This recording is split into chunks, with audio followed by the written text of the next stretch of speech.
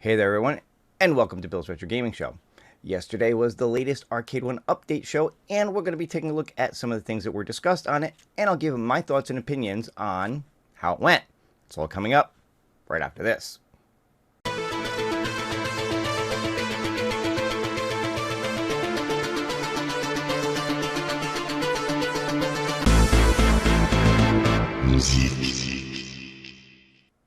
Alright everyone, thank you so much for tuning in. If this is your first time on the channel, be sure to hit that subscription button, click the notification bell if you want to be notified every time I put up a new video, give this one a thumbs up, and leave a comment below if you want to be part of the conversation.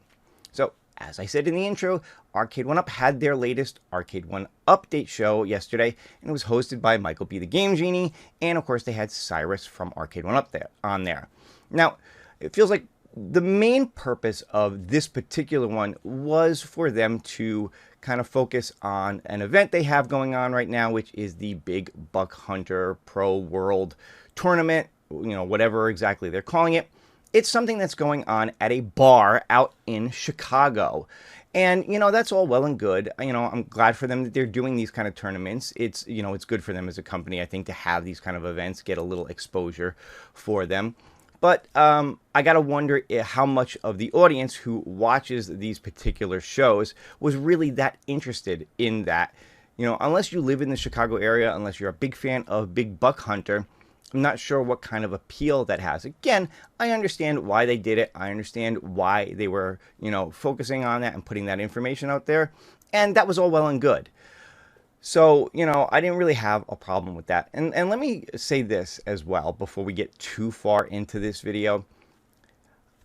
I don't want this to come across as a critique of Michael B. in particular. I think he's doing a great job hosting these Arcade 1 Update shows. I'm glad for him that they've tapped him to do this. So this is in no way, shape, or form a critique of Michael B. at all in what I'm going to say here. My critique primarily has to land with Cyrus, because to be quite honest with you, they've done a couple of these shows now, and it feels like every single one is exactly the same as the one before. Again, they started with that Big Buck Hunter thing. That was fine. Then they went into like a Q&A part, and I gotta tell you, it feels like many, many times the same questions get asked and the same answers get given, which isn't much of an answer. Now, to be fair, we did get a couple of little tidbits out of Cyrus, but some of it I feel like we kind of knew already. He was asked about Street Fighter 2 and the Galaga Deluxe having just come out. Were those the last things for 2023? We all kind of knew the answer to that was yes. So that kind of, got confirmed. But it's the other things when asked about, different machines coming out like Partycades or Countercades, when it was asked about XL or Pro or any of these kind of things, when there were specifics about things like, could we see Qbert? Or what happened to that big 80s title that we were supposed to get this year? A lot of Cyrus's answers tend to be very non-committal. He's very marketing speech. He's very political, if you want to call it that, in his answers. He tries to answer them without really answering the question. And I'm not sure that that's actually doing them any good here, especially when it feels like it's the same show over and over again. If you saw my thumbnail for this video, I kind of had a frowny face on there saying, what's the point? And really, that's kind of what I'm getting at here is, what is the point of doing these particular update shows if everyone is going to just be the same thing and we're not going to really get much new information?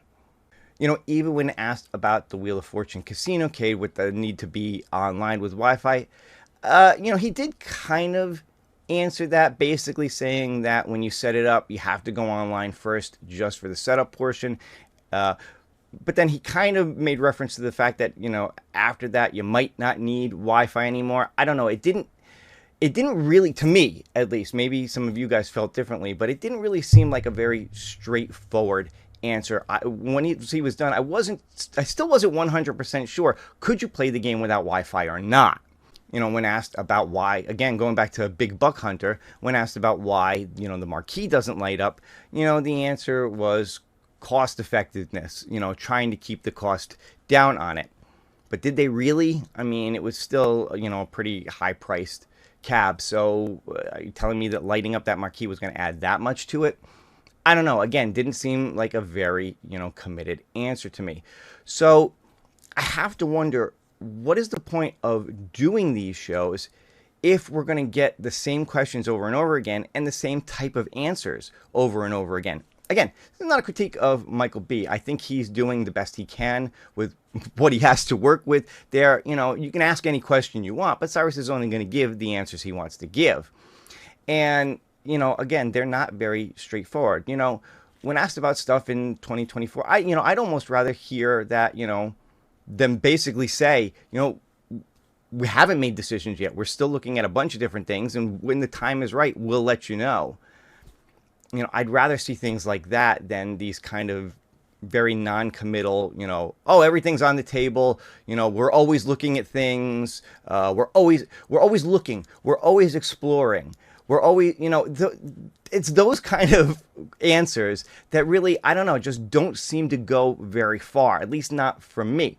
Now, please let me know in the comments your thoughts. If you watched the Arcade1Update show, what did you think of Cyrus's answers? Do you think he was being straightforward? Do you think he was actually answering the questions? Or do you think he was kind of skirting around each of the questions? Because that's how it felt to me personally. Again, Cyrus seems like a very nice guy, but he's, I think it's just ingrained in his nature that this is how, he feels he needs to answer some of these. And, maybe it all comes from licensing and marketing and what he's allowed to say and not allowed to say. So he's trying to do the best he can. I don't know. But, if it's going to be the same questions with the same kind of answers over and over again, I just don't see a point to continuing to do these shows. Now, having said all that, after the Q&A portion, they brought on Travis. And now here's where things, I think, got a little bit better. Because Travis is pretty straightforward. Travis will tell you what he wants to tell you. And I thought that was really, really good. I'm glad they brought him on, and I'm glad he said some of the things that he said. He started out talking about a patch that was going to come out for NBA Jam and being very straightforward about the fact that, look, when you download this patch, you're not going to notice a difference. That it's basically just laying the foundation for more to come later, which we will talk about later. And again, that's fine. That was a very straightforward answer. It wasn't, skirting around it. It was basically, look, we're putting in the hooks for things to come. And when the time is right and we're ready to announce it, then we'll tell you. That's a straightforward answer. I can live with that. The patch for the pixel smoothing on T2. That's a cool thing. I'm glad that they're doing that. And then, of course, the big announcement being that the Mortal Kombat cabs, at least the ones that are online, are going to get spectate mode starting sometime next year. And he said early next year. So, again, I think it's something they're still working on, so it would have been premature to give an official date. Not really, again, I don't have a problem with that. The fact that you said it's coming early next year, and you're planning a tournament to go along with it, to promote it, I think is all really, really good stuff. So bringing Travis on and having him make these announcements was for sure the highlight of this episode. Now, for me, they could have, started with the big Buck Hunter event. You got to promote that. I understand that. They could have, brought on Travis and did his thing and skipped the whole Q&A part in the middle that really didn't give us anything. Now, unfortunately, that becomes a damned if you do, damned if you don't situation. Because if you don't take questions, people are going to think you're avoiding questions. And, you don't want to hear from the community, blah, blah, blah, blah, blah. We hear that all the time when they do these kind of shows and there isn't any Q&A. But by the same token, what's the point of the Q&A if you're not really going to answer the questions anyway? So, I guess they're in a rock and a hard place here unless, you're going to give better answers to the questions. But hey, you know what? That's my thoughts. That's my feelings on it. Again, not a slight on Michael B. I think he's doing a great job with this. Not a slight on Travis. I think Travis is a great guy. I applaud him for doing what he's doing behind the scenes to try to get some of these patches, some of these things going, some of these events going for Arcade1Up and for the community. So that is all good. I just wish either, Cyrus could give better answers or they could get somebody better who would give the answers. Again, I've said this in the past. I'll say it again. He's not with the company anymore. John D., love him or hate him, he was pretty straightforward. When you asked him something, he gave you an answer. It might not always be the answer you liked, but he gave you an answer.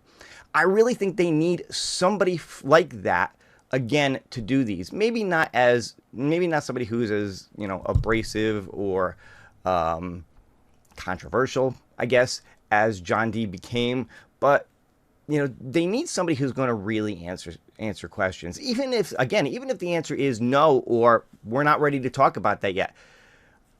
That to me is a better answer than this, we're exploring everything, everything's open, but kind of nonsense. I don't jive with that. Just me personally. But again, leave me your thoughts in the comments below. What did you think of this Arcade1 Update show? Did you like it? Did you not like it? Do you think I'm on track here? Do you think I'm way off base and Cyrus is just doing the best job that he can?